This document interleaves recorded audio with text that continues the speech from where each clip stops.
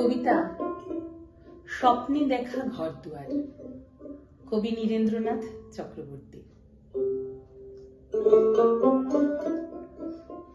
পুকুর মোড়াই, সবজি বাগান, জংলা ডুরে শাড়ি, তার মানেই তো বাড়ি, তার মানেই তো প্রাণের মধ্যে প্রাণ।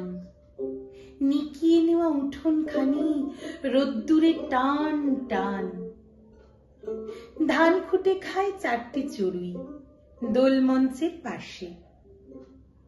পায়রাগুলো ঘুরে বেড়ায় ঘাসে।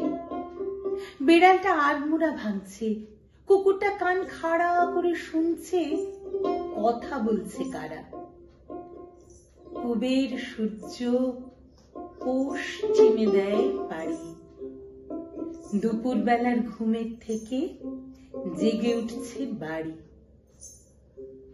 লাঠির ডগায় পুটলি বাঁধা অনেকটা পথ ঘুরে লোকটা যাচ্ছে দূরে থেকে দূরে। ওর চোখেও কি এমন একটা বাড়ির স্বপ্ন টানা?